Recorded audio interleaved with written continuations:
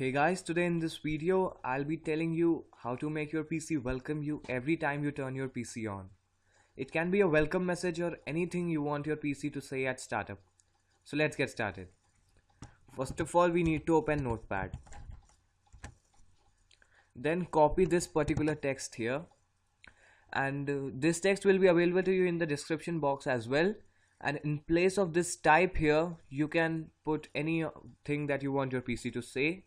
I'll put it as welcome and then click on file, save as. The file name should be as welcome.vbs and the save as type should be for all files. Now save it on desktop, save, then close Notepad. Now open the run prompt using the Windows plus R key and type shell.startup and press OK.